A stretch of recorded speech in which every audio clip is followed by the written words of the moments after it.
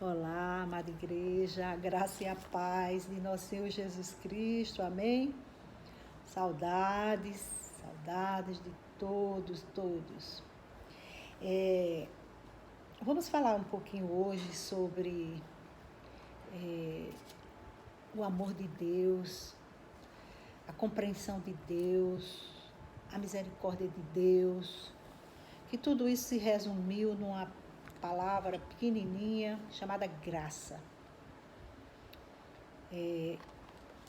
Acho que às vezes nós não aceitamos, ainda não compreendemos o tamanho, a profundeza. Por isso que Paulo diz assim: eu me coloco de joelhos para que vocês entendam qual a largura, a profundidade, tamanho do amor de Deus, das coisas de Deus, da graça de Deus.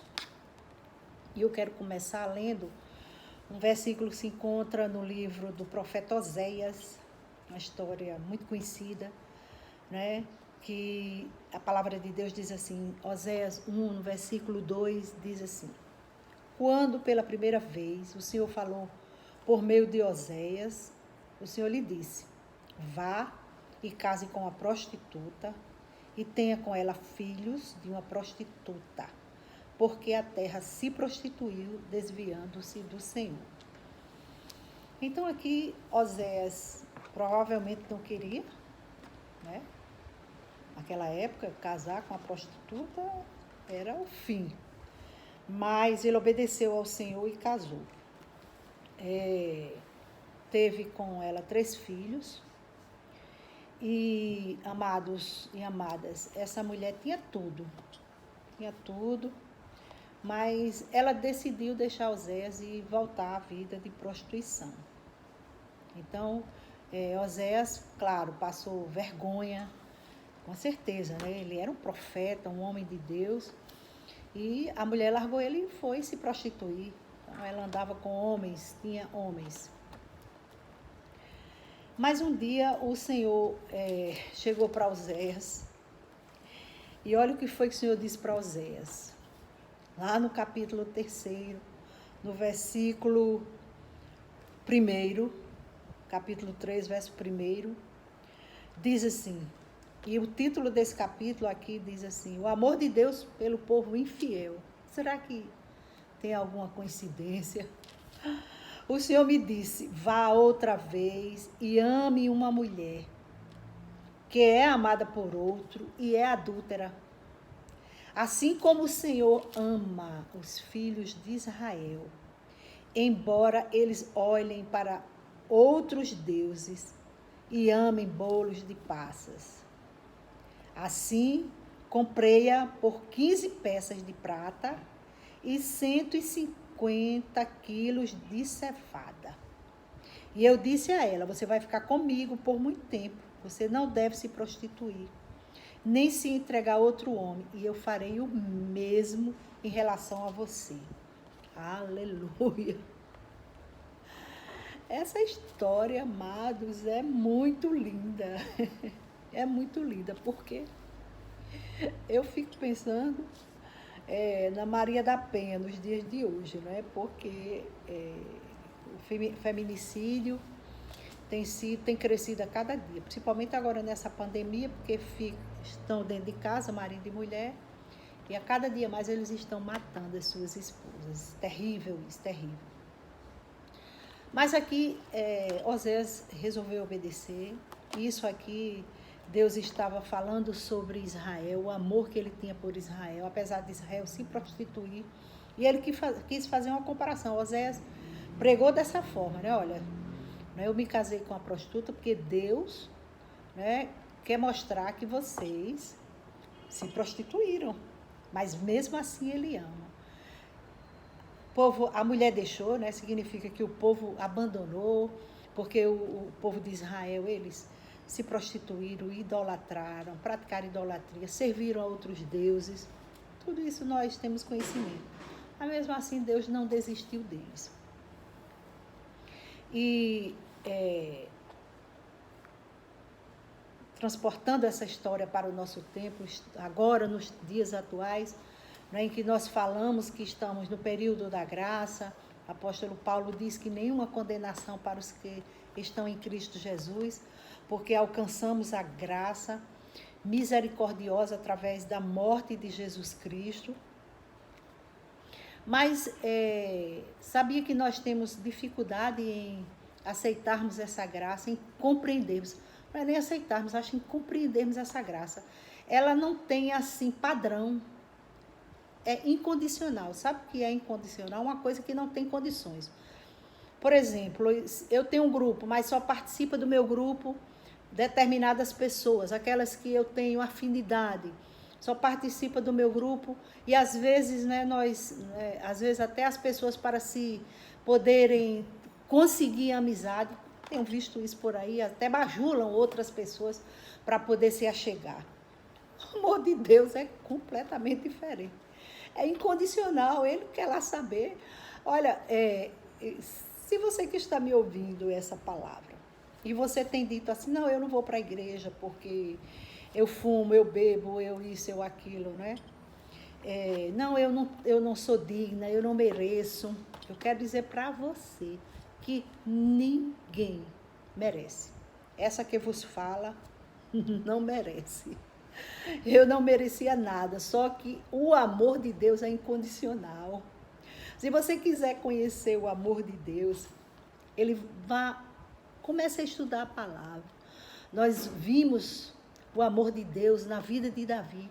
Deus diz assim, Davi, o homem segundo o meu coração. Davi prostituiu, Davi matou, é verdade, Davi não foi um bom pai, mas a graça, o amor de Deus estava muito, mas muito acima. Deus, né, amou Jacó de uma forma tal que transformou em uma nação. E Jacó foi um trapaceiro. Jacó trapaceou. Então, assim, quando Jesus Cristo veio ao mundo, e que a palavra diz que ele abriu o rolo, o livro da vida, lá na sinagoga, a palavra diz assim, hoje se cumpriu o que está escrito, né? Aí ele começa a dizer que eu vim para. Então Jesus veio para, não para aqueles que dizem assim, eu não fumo, não bebo, não isso, não aquilo, não roubo, não minto, não sei o quê. Não tem gente que é toda assim, certinha, toda se acha bem consertada, né? Jesus disse assim, eu não vim para os sãos, eu vim para os doentes. Quem são os doentes, amados? A palavra de Deus diz que todos nós somos doentes, todos pecados, todos foram destituídos da glória de Deus, e Deus quis trazer cada um de nós para perto dele, e a única forma que ele teve foi derramar a graça através da morte do seu filho Jesus. Agora, veja que amor incondicional. Incondicional. E aí a gente vai para algumas leituras do Novo Testamento.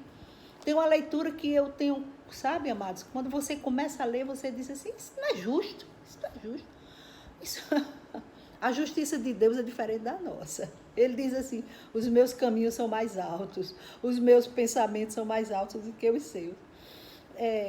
Diz a palavra que um homem tinha uma vinha, um lavrador tinha uma vinha, e ele contratou pessoas, saiu disso, mandou o gerente dele contratar pessoas para trabalharem na vinha. E paguem o salário, né, deles, um salário justo para eles. E teve gente que chegou às 6 da manhã, 7, 9, 10, 12, toda hora chegou gente. Teve gente que chegou já no finalzinho, perto de encerrar. E a palavra diz que quando foi na hora do pagamento, o dono da vinha chegou e disse assim, comece a pagar, pague a todos, comece a pagar pague igual. Agora você imagina, se isso acontece nos dias atuais, na nossa vida, se a gente chega para trabalhar num lugar e eu chego 6 horas da manhã e a minha amiga, pode ser minha melhor amiga, chegando lá 5 horas da tarde, e quando é no final da tarde a gente recebe o mesmo salário. Isso não é justo, Senhor. O amor de Deus é incondicional, o amor de Deus não tem tamanho, o amor de Deus não tem medida. Então você, meu irmão, entenda isso, Deus te ama. Nós precisamos primeiro ter essa convicção, como João teve. Eu sou aquele a quem o mestre amava. João tinha certeza.